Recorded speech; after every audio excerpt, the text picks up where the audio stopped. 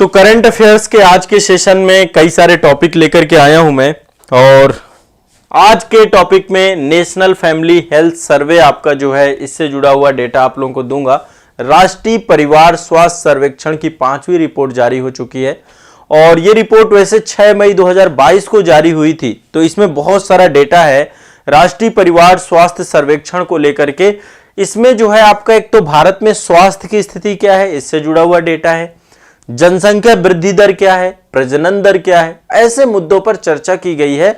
और ये मुद्दे बहुत जरूरी होते हैं क्योंकि जब आप मेंस आंसर राइटिंग करते हैं, प्रीलिम्स में भी सीधे सीधे रिपोर्ट से क्वेश्चन आ जाते हैं। तो आज पहले सत्र की शुरुआत में मैं आपको रिपोर्ट के बारे में बात करूंगा और ये रिपोर्ट है आपकी NHSS है ना, NFHS 5 है ना, नेशनल फैमिली हेल्थ सर्वे 5वीं रिपोर्ट है आपकी। ठीक है, तो इस रिपोर्ट में सबसे पहली चीज जो आपकी है, देखिए इससे पहले चौथा सर्वे जो आपका हुआ था, चौथा सर्वे 2000, ये देखिए ये सर्वे सबसे पहले ध्यान रखिएगा 2019-20 का डेटा है इसमें।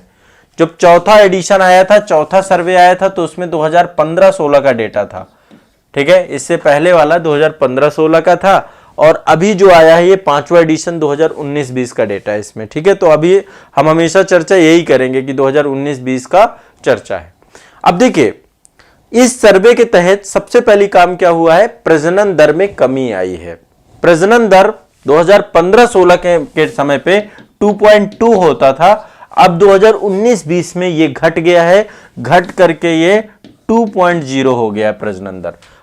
हमारे दो का जो सरकार का संकल्प है, उस संकल्प के तहत ये सबसे जो है बिल्कुल आदर्शात्मक स्थिति में आ चुका है ना।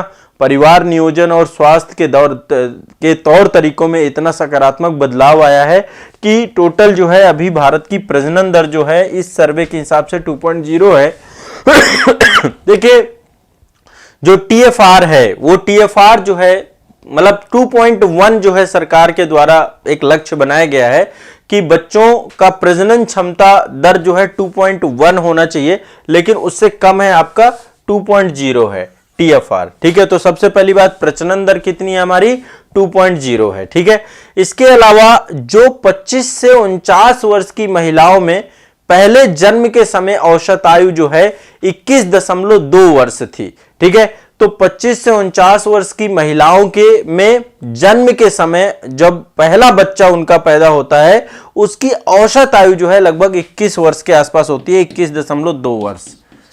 ठीक है, तो ये आपको 2-3 डेटा हैं जो आपको जानने चाहिए, हेल्थ से जुड़े हुए आपको एक एक करके पता होना चाहिए। एक चीज और इस सर्वे ने कहा कि परिवार में अब डिसीजन मेकिंग में महिलाओं की हिस्सेदारी लगातार बढ़ रही है और महिलाओं का ये बहुत सकारात्मक बात है क्योंकि जिस तरीके से हम वुमेन एम्पावरमेंट की बात कहते हैं वैसे भी जो है परिवार में अब धीरे धीरे फैमिली में महिलाएं जो हैं कामकाजी हो रही हैं, है ना। कामकाजी मतलब वो साथ साथ जो है अर्थव्यवस्था के भी साथ जुड़ रही हैं और ये सबसे कारगर बात है और इस कारण से उनकी डिसीजन मेकिंग क्षमता भी बढ़ रही है, परिवार में उनके निर्णयों को भी महत्व दिया जाता है। देश में महिलाओं व पुरुषों में मोटापा भी बढ़ रहा है, मतलब ये एक बड़ा प्रॉब्लम है। लगातार धीरे धीरे आप देखते हैं हमारे देश के अंदर हेल्थ को लेकर के बहुत सारी चिंताएं हैं, उनमें से एक चिंता होती है कि आपका मोटापा का स्तर क्या है, मोटापा, चर्बी और कोलेस्ट्रॉल किस तरीके से बढ़ रहा है। तो ऐसा बोला गया कि महिला और पुरुष दोनों में लगातार मोटापे की समस्या से दोनों जुड़ रहे हैं। इसके पीछे कई कारण होते हैं, एक तो थायराइड का भी इशू होता है, हाइपर थायराइड और हाइपोथायराइड के बारे में आपने पढ़ा होगा। जो हाइपर थायराइड होता है कई बार वो मोटापे का एक कारण बन जाता है, हाइपोथायराइड भी जो है वो लीनिंग का मतलब पतलेपन का भी एक कारण बन जाता है। तो अभी जो महिलाओं में मोटापा बढ़ा है 21% से बढ़ के 24% हो गया है, पुरुषों में 19% से लेकर 23% हो गया है। दोनों में तुलना करें तो महिलाओं में मोटापे की समस्या लगातार ज्यादा बढ़ रही है। इसमें बहुत सारे जो प्रदेश है जैसे आंध्र प्रदेश हो गया, गोवा हो गया, सिक्किम हो गया, मणिपुर हो गया, दिल्ली हो गया, तमिलनाडु हो गया, पुदुचेरी हो गया, पंजाब है, चंडीगढ़ है, मतलब भारत के जो विभिन्न प्रदेश हैं यहां पर महिलाएं जो हैं 1/3 अधिक महिलाएं मोटापे से ज्यादा ग्रसित होती हैं और उनका वजन ज्यादा बढ़ जाता है। तो एक ये बड़ा चिंता बना रहता है, मन में एक साइकोलॉजी सी क्रिएट हो जाती है कि यार मेरा देखिए थोड़ा सा खान पान में यदि सुधार कर लिया जाए तो मोटापे की समस्या से निजात पाया जा सकता है। लेकिन अब मुद्दा वही है कि खान पान में सुधार करना इतना आसान होता तो सब कर ही नहीं लेते। सबसे पहली बात, खान पान को लेकर के सही समझ नहीं है हमें, है ना, अवेयरनेस नहीं है, हम क्या खा रहे हैं क्या पी रहे हैं इसको लेकर हमें पता ही नहीं है, हम कुछ भी खाए जा रहे हैं, तो कहीं ना कहीं पे ये एक बड़ी समस्या है। तो 2-3 फैक्ट बताए। पहले तो जो इस समय हमारी प्रजनन दर हो गई हो 2.0 हो गई है। जो पहले बच्चे को जन्म देने की औसत आयु है वो 21.2 वर्ष है, औसतन है ये। महिलाएं मोटापे का शिकार ज्यादा हो रही हैं, पुरुष भी हो रहे हैं, दोनों ही हो रहे हैं, कोई अंतर नहीं है। पुरुष का जो डेटा है वो 23% है और महिलाओं का 24% है, तो कोई 1% खुशी मनाने वाली बात नहीं है। दोनों ही लगातार मोटापे के शिकार हो रहे हैं।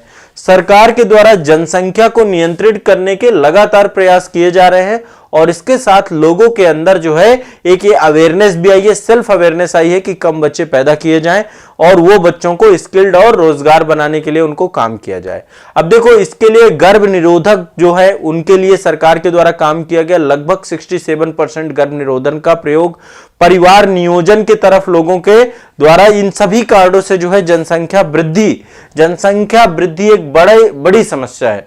ठीक है कि बहुत तेजी से जिस तरीके से भारत की आबादी बढ़ रही है और उस कारण से अवसरों की संख्या के साथ साथ लोगों के जीवन स्तर पे भी काफी दुष्प्रभाव देखने को मिलते हैं। वो सभी स्थितियों से समाधान जनसंख्या की वृद्धि को नियंत्रित करना है। अब देखिए, देश के शीर्ष 5 राज्य जिनकी प्रजनन दर 2.1 से ऊपर है, मतलब कि देखिए मेन सरकार चाहती है कि प्रजनन दर 2.1 रहे, ठीक है, 2.1 रहे प्रजनन दर, ठीक है, ताकि भारत में युवा आबादी बनी रहे हमेशा।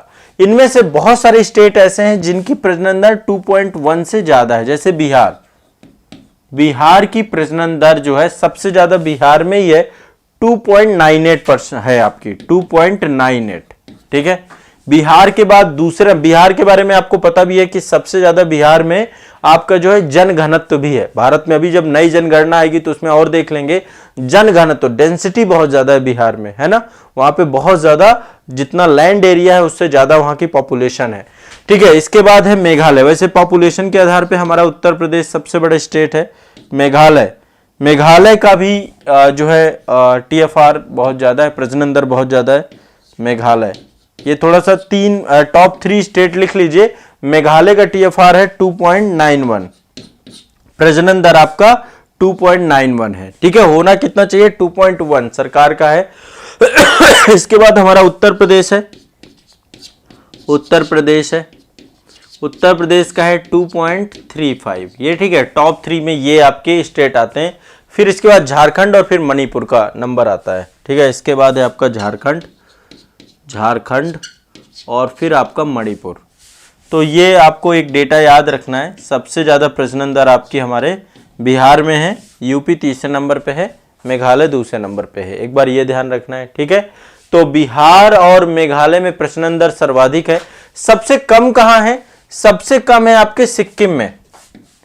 आपको पता है जनसंख्या सिक्किम की सबसे कम है, सिक्किम में सबसे कम है TFR, और अरुणाचल प्रदेश, वो अंडमान निकोबार द्वीप समूह में भी कम है, ठीक है, अंडमान एंड निकोबार द्वीप समूह में यहां पर भी सबसे कम है। तो सबसे ज्यादा बिहार, सबसे कम सिक्किम, ठीक है, ये ध्यान रखना है, ये क्लियर रखना है।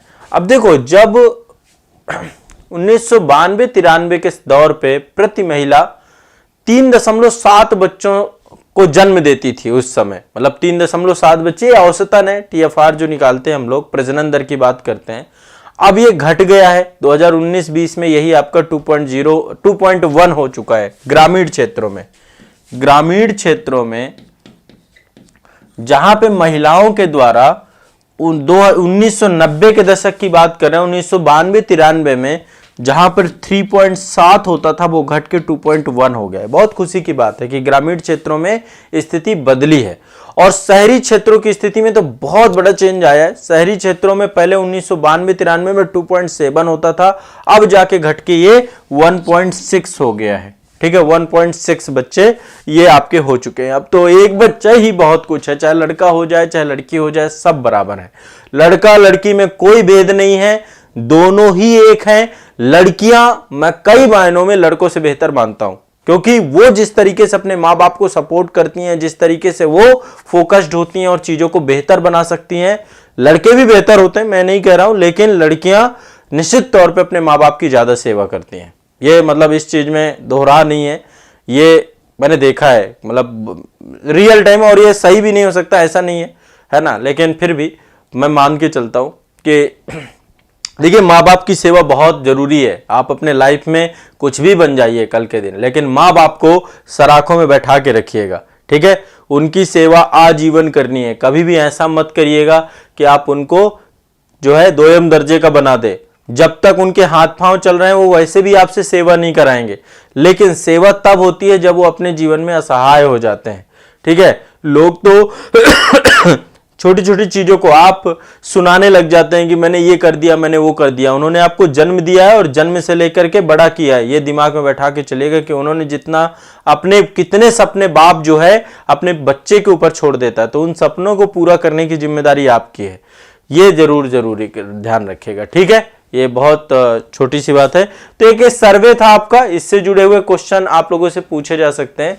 अगली खबर हमारे बिहार राज्य से है, ठीक है। ये आपको पता है कि बिहार राज्य के मुख्यमंत्री हैं माननीय नीतीश कुमार जी हैं। तो भारत के पहले इथेनॉल संयंत्र का उद्घाटन किया गया है। लिख लीजिएगा, भारत का पहला इथेनॉल संयंत्र कहां बनाया गया है? बिहार राज्य में पूर्णिया जिले में एक जगह है जिसका नाम है परोरा। पूर्णिया जिले में एक जगह है परोरा। तो बिहार के मुख्यमंत्री नीतीश कुमार जी ने बिहार के पूर्णिया स्थित परोरा में भारत के पहले इथेनॉल संयंत्र को स्थापित किया है। 30 अप्रैल 2022 को इसका उद्घाटन किया गया था। और ये जो इथेनॉल संयंत्र लगाया गया है, ये आपका जो है eastern India biofuel private limited के द्वारा लगाया गया है। संस्था का नाम है eastern India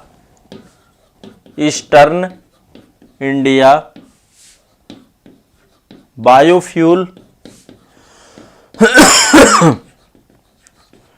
eastern India biofuel private limited, ठीक है। इसके द्वारा जो है ये संयंत्र इथेनॉल संयंत्र लगाया गया है। तो ये बहुत बड़ी बात है बिहार के लिए। जिस तरीके से वहां पे इंडस्ट्रियल डेवलपमेंट होना चाहिए, उस दिशा में एक बहुत सकारात्मक प्रयास है। तो बिहार में 2021 में जो है इथेनॉल उत्पादन को प्रोत्साहित करने की नीति आई थी, 2021 की नीति थी। और ये देश का पहला अनाज आधारित इथेनॉल संयंत्र है, ठीक है। अनाज आधारित इथेनॉल संयंत्र है। तो ये एक बहुत बड़ी बात है। मैं तो चाहता हूं कि बिहार पुराना गौरव प्राप्त करे और बिहार से पलायन खत्म हो। बिहार की राजनीति को यह समझना चाहिए कि बिहार के लोगों को यदि गरिमापूर्ण जीवन देना है तो सबसे बड़ा काम इतना कर दे कि वहां से पलायन के लिए लोगों को मजबूर ना होना पड़े। इतने विकल्प खोल दिए जाएं बिहार में कि वहां के नागरिक वहीं पर रह करके गरिमापूर्ण जीवन जी सके और बिहार को उन्नत कर सके। बिहार का व्यक्ति जितनी मेहनत, बिहार और उत्तर प्रदेश दोनों की बात कर रहा हूं यहां पे, जितनी मेहनत दूसरे राज्यों को विकसित करने में लगा देते हैं, वैसे विकसित हमारा भारत ही हो रहा है। लेकिन यदि वही पूरी की पूरे पोटेंशियल बिहार राज्य के लिए वो लगा दें, उतना मेहनत बिहार राज्य के लिए कर दें, तो निश्चित तौर पर बिहार तो नंबर 1 हो जाए। पर वहां की राजनीति को यह बात सोचना पड़ेगा कि बिहार के लिए कितना बेहतर विकल्प उपलब्ध कराए जा सकते हैं। और इसके लिए सबसे प्राथमिक चीज है लॉ एंड ऑर्डर को मेंटेन करना, ठीक है। तो ये आपको ध्यान रखिएगा। बिहार क्षेत्र में जो है जो ये आपका इथेनॉल उत्पादन को लेकर के ये संयंत्र लगाया गया, पूछा जा सकता है, ध्यान रखिएगा, ठीक है। अगला चलते हैं, नेक्स्ट अगला है, ये भी आपका बहुत इंपॉर्टेंट है। अब आपको पता है अल्टरनेटिव एनर्जी की तरफ हम जा रहे हैं। ये आपका इथेनॉल संयंत्र है जो लगा है बिहार में, ठीक है। और अल्टरनेटिव एनर्जी में हाइड्रोजन संयंत्र लगाए जा रहे हैं, हरित हाइड्रोजन संयंत्र लगाए जा रहे हैं। तो OIL ने, ऑयल इंडिया लिमिटेड के द्वारा असम में जोरहाट पंप स्टेशन पर अपना पहला 99.99% शुद्ध ग्रीन हाइड्रोजन पायलट प्लांट जो है ये लगाया इन्होंने। 21 अप्रैल 2022 को ये प्लांट लगाया गया था। तो OIL के द्वारा लगाया गया है, ये ऑयल इंडिया लिमिटेड के द्वारा लगाया गया है भारत का पहला शुद्ध हरित हाइड्रोजन संयंत्र। कौन सा? भारत का पहला शुद्ध हरित हाइड्रोजन संयंत्र लगाया गया है। ग्रीन जो आपका ये हाइड्रोजन प्लांट है, ग्रीन हाइड्रोजन, ये अभी पायलट प्रोजेक्ट के तौर पे है, 21 अप्रैल 2022 को लगाया गया है और इसमें अभी बहुत ज्यादा उत्पादन क्षमता नहीं है, 10 किलो प्रतिदिन के स्तर पे जो है यहाँ पे हाइड्रोजन का उत्पादन किया जाएगा। तो अल्टरनेट एनर्जी के तौर पे एक बहुत महत्वपूर्ण है। कहां पे लगा है? असम में जोरहाट जिले में, ध्यान रखिएगा। अभी धीरे धीरे इसकी क्षमता को बढ़ाया जाएगा, अभी 10 किलोवाट से 30 किलोवाट करेंगे और धीरे धीरे इसमें काम किया जाएगा। तो ये भी आपको एक बहुत महत्वपूर्ण करंट अफेयर्स है, इससे भी क्वेश्चन पूछेगा, ठीक है। अब नेक्स्ट आपका है, ये आपका हरित हाइड्रोजन जीरो इमिशंस है, किसी भी तरीके से ये कोई भी कार्बन इमिशन नहीं करता है और एनर्जी के एक अल्टरनेटिव सोर्स के तौर पे है, ठीक है। चलिए अगला चलते हैं नेक्स्ट। ये आप देख रहे हैं हमारा उत्तर प्रदेश का बनारस है और ये आप देख रहे हैं नॉर्थ ईस्ट में हमारा असम है। तो बनारस से लेकर के असम तक, असम में एक जगह है डिब्रूगढ़, है ना, बहुत बड़ा शहर है वहां का। बनारस से लेकर असम तक दुनिया का सबसे लंबी नदी क्रूज सेवा बनाई गई है, इसका उद्घाटन हो चुका है। ये बनारस से पटना, पटना से कोलकाता, कोलकाता से बांग्लादेश और बांग्लादेश से असम को जोड़ेगी ये क्रूज सेवा। तो गंगा विलास क्रूज रूट जो है ये आपका आप देख पा रहे होंगे। तो बनारसी और असम के बीच में डिब्रूगढ़ तक दुनिया की सबसे लंबी क्रूज सेवा डेवलप की गई है। ये आपको पता है कि हमारे देश में आंतरिक जल परिवहन को लेकर के काम किया जा रहा है। केंद्र सरकार के द्वारा जल मार्ग पर्यटन को बढ़ावा देने के लिए जनवरी 2023 में उत्तर प्रदेश के वाराणसी और असम के डिब्रूगढ़ में एक जगह है जिसका नाम है बोगीबील, है ना, बोगीबील तक है आपका ये बोगीबील, बोगीबील, ठीक है। बोगीबील के बीच दुनिया की सबसे लंबी नदी क्रूज सेवा शुरू करने का प्रस्ताव रखा गया है, ठीक है। तो ये एक बहुत इंपॉर्टेंट है, ध्यान रखिएगा। और ये सेवा जो है आपकी स्टार्ट होने वाली है, स्टार्ट हो चुकी है एक तरीके से, और इसके माध्यम से केवल 52 दिनों में 52 डेज में हम बनारस से असम जा पाएंगे, ठीक है। तो विभिन्न शहरों को जोड़ेगी, वैसे इसकी संख्या मतलब थोड़ा सा लंबा सफर होगा, लेकिन इसके बावजूद भी एक आंतरिक जल परिवहन की दिशा में टूरिज्म के तौर पे, वाटर टूरिज्म के तौर पे एक बड़ा क्रांतिकारी कदम होगा और ट्रांसपोर्टेशन के क्षेत्र में भी एक बड़ा क्रांतिकारी कदम होगा, ठीक है। तो आप सभी जानते हैं बनारस में जो है आपका रविदास घाट है, वहां पे उत्तर प्रदेश के मुख्यमंत्री माननीय योगी आदित्यनाथ जी और केंद्रीय जल मार्ग मंत्री हमारे सर्बानंद सोनोवाल वो भी असम के थे। तो ये जो है आपका स्टार्ट किया गया, इसका नाम है गंगा विलास क्रूज सेवा, ठीक है, इसको आपका ध्यान रखिएगा। और ये आपका बांग्लादेश से होकर के जाएगा, तो अंतरराष्ट्रीय स्तर के तौर पे ये पूरा का पूरा जोड़ेगा। लगभग ये 50 से अधिक पर्यटक स्थलों को जोड़ेगा। कितने? 50 से अधिक पर्यटक स्थल इसमें जुड़ जाएंगे, 50 से अधिक पर्यटक स्थलों को जोड़ेगा। इसमें बहुत सारे राष्ट्रीय उद्यान आएंगे, अभयारण्य भी आएंगे, सुंदरवन का डेल्टा भी आएगा, काजीरंगा नेशनल पार्क जो कि असम में है वो भी इसमें जुड़ा होगा। आप सोचिए कि अपने आप में कितना शानदार जो है टूरिज्म का एक्सपीरियंस देने वाला है, ठीक है। तो बनारस से यात्रा शुरू होगी, बक्सर पहुंचेगा बिहार, बक्सर हो गया, गाजीपुर हो गया, रामनगर हो गया, ठीक है, कोलकाता हो गया, फिर बांग्लादेश में पहुंचेगा, 15 दिन तक बांग्लादेश में रहेगा और इसके बाद आपका डिब्रूगढ़। टोटल 52 दिनों की यात्रा करके आप बहुत अच्छे से आप इसको डेवलप करेंगे। अब देखिए इस 52 दिनों की यात्रा बहुत ज्यादा होती है, तो इस यात्रा को बहुत बेहतरीन बनाने के लिए जो क्रूज है आपका, उस क्रूज में गीत संगीत, सांस्कृतिक कार्यक्रम, जिम आदि सारी सुविधाएं यहां पर दी जाएंगी ताकि आप पर्यटन का पूरा आनंद ले पाएंगे, ठीक है। तो ये ध्यान रखिएगा, ये अंतरदेशीय जलमार्ग प्राधिकरण के द्वारा इस पूरे चीजों को डेवलप किया जा रहा है। गंगा विलास भारत में निर्मित पहला जलयान है जो कि दुनिया में जहाज द्वारा सबसे लंबी नदी यात्रा को तय करेगा, ठीक है। इसका नाम है गंगा विलास क्रूज, का नाम आपको ध्यान रखना है, गंगा विलास क्रूज, ठीक है। ये पूरी की पूरी यात्रा है और गंगा विलास क्रूज जो है आपका ये पूरी यात्रा को तय करेगा। लगभग ये गंगा विलास क्रूज जो आपका है 62.5 मीटर की लंबाई है इसकी, और ये जो है आपका लगभग टोटल काफी महत्वपूर्ण जो है क्रूज के तौर पे होगा। ये है आपका गंगा विलास क्रूज, ठीक है। तो इसको बहुत अच्छे से डेवलप किया जा रहा है। अब एक चीज ध्यान रखिएगा, चूंकि अब अंतर्देशीय परिवहन के लिए हम काम कर रहे हैं, तो देश में हाइड्रोजन ईंधन सेल कैंटरमैन पोत बनाया जा रहा है। पोत, ठीक है, ये पोत देख रहे हैं आप, तो ये हाइड्रोजन ईंधन सेल से चल पाए, इलेक्ट्रिक तरीके से चल पाए, तो ये काम कोचीन शिपयार्ड कर रही है। कोचीन शिपयार्ड वाराणसी के लिए देश का पहला हाइड्रोजन ईंधन सेल से इसको कटमरैन बोलते हैं, कटमरैन पोर्ट बनाने के लिए काम कर रही है। ठीक है, कटमरैन पोर्ट बनाने के लिए काम कर रही है, कटमरैन पोत बनाने के लिए काम कर रही है कोचीन शिपयार्ड। ठीक है, तो ये भी ध्यान रखिएगा। और इस पे जो है एक पूरा एमओयू साइन हुआ है।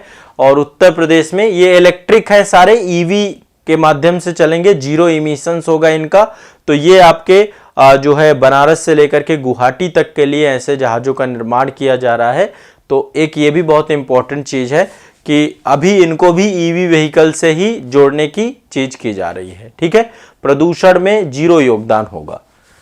इसके बाद नेक्स्ट अगला बहुत इंपॉर्टेंट है आपका। ठीक है, अगला है, देखिए आपको पता है कि अल्टरनेटिव एनर्जी के तौर पे हम जा रहे हैं, और मैंने कल आपको बताया था कि लगभग सोलर एनर्जी की दिशा में हम बहुत तेजी से काम कर रहे हैं। और सोलर एनर्जी के कारण ही भारत जो है बहुत बड़ी मात्रा में अपनी ऊर्जा आवश्यकताओं को भी पूरा कर पाएगा, बहुत सारा फंड भी हम बचा पाते हैं।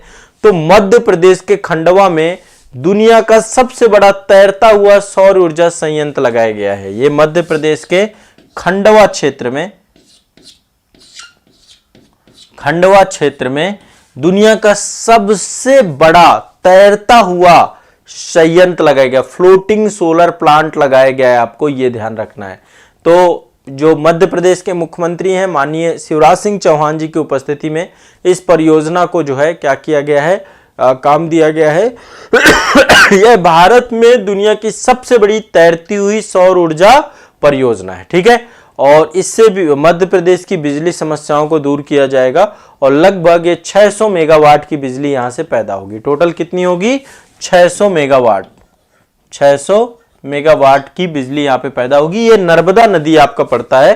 ठीक है, मध्य प्रदेश में खंडवा में नर्मदा नदी के तट पर एक बांध बनाया हुआ है, जिस बांध का नाम है ओंकारेश्वर बांध। तो ओंकारेश्वर बांध का जो जलाशय है, उस जलाशय में जो है ये बनाया जा रहा है आपको। ठीक है, ध्यान रखना है। खंडवा जो है राज्य का एकमात्र जिला है जहां पर 4000 मेगावाट से अधिक बिजली के उत्पादन की जाएगी। ठीक है, तो खंडवा जिले में नर्मदा नदी के ओंकारेश्वर बांध पे जो है ये परियोजना को संचालित करने का काम किया जा रहा है। तो ओंकारेश्वर फ्लोटिंग सोलर परियोजना के नाम से इसको दुनिया की सबसे बड़ी फ्लोटिंग परियोजना है। तो क्वेश्चन पूछा जा सकता है कि मध्य प्रदेश में किस राज्य में सबसे बड़ी जो है फ्लोटिंग सोलर प्लांट लगाया गया है, ये भी आपको ध्यान रखना है। ठीक है, इसके बाद अंतिम करंट अफेयर्स है आज का। ठीक है, ये देखिए दुनिया का सबसे बड़ा तैरता हुआ फ्लोटिंग। ठीक है, ये आपका ये खबर है आपकी गुजरात से। भारत का पहला भूकंप संग्रहालय बनाया गया। आपको पता है कि भुज में 2001 में भूकंप आया था, बड़ा मतलब खतरनाक भूकंप आया और 12,000 से ज्यादा लोगों को अपनी जान भी गंवानी पड़ी, अपना सब कुछ खत्म हो गया उनका।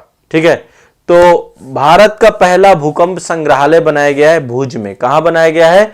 भुज में बनाया गया है। तो यह भी आपको ध्यान रखना होगा। भुज के निकट एक जगह है जिसका नाम है भुजियो हिल। भुज आपका गुजरात में पड़ता है।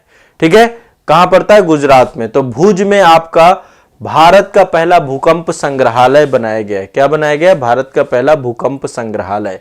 ठीक है, प्रधानमंत्री जी के द्वारा इसको, ठीक है, 28 अगस्त 2022 को इसका जो है उद्घाटन किया गया। और इसका नाम जो रखा गया भूकंप संग्रहालय का, वो रखा गया स्मृति वन। स्मृति वन बिहार के गुजरात के लिए निश्चित तौर पे ये अपने आप में काफी बड़ा हादसा रहा है। और स्मृति वन एक अनूठा स्मारक है पूरा का पूरा, जिसमें जनवरी 2021 में आए इस क्षेत्र में विनाशकारी भूकंप में जान गंवाने वाले लगभग 12,000 से अधिक लोगों के नाम लिखे हुए स्मृति वन पे। वहां पे सभी के नाम भी लिखे गए स्मृति वन में। ठीक है, तो यहां पे ये ध्यान रखना है। और कहते हैं इसमें भूकंप का एक सिम्युलेटर लगाया गया है, जिससे जो लोग यहाँ पे जाएंगे तो उनको भूकंप के झटके भी महसूस करवाए जाएंगे। मतलब अपने आप में एक जो है नेचुरली नहीं होगा ये, मतलब एक तरीके से कृत्रिम तौर पे एक पूरा अनुभव प्रदान करना है। तो ये कहाँ बना हुआ है? भुजियो हिल में। भुज के पास से भुजियो हिल है, उन्हीं के ऊपर ये पूरा का पूरा बनाया गया है और ये देश का पहला भूकंप स्मारक के तौर पे है। ठीक है, ध्यान रखना। आपको सभी को पता है 26 जनवरी जो देश का हमारा गणतंत्र दिवस होता है, उसी टाइम पीरियड पे भुज में भूकंप आया था और हजारों की संख्या में लोगों ने अपने जीवन को जो है समाप्त हो गया था, लोगों का जीवन, उनके जीवन में तहस नहस चीजें हो गई थी। तो ये आपको ध्यान रखना है। क्लियर है, स्पष्ट है? ये आपका आज के करंट अफेयर से जुड़े हुए कुछ महत्वपूर्ण पॉइंट हो गए, टॉपिक हो गए। काफी सारी चीजें मैंने आपको यहाँ पर आज बताने का प्रयास किया जो एग्जाम से जुड़ी हुई हो सकती हैं। अब इनको आप सभी को रट जाना है, पढ़ लेना है, दोबारा एक बार रिवीजन कर लेना है, काम हो जाएगा। ठीक है।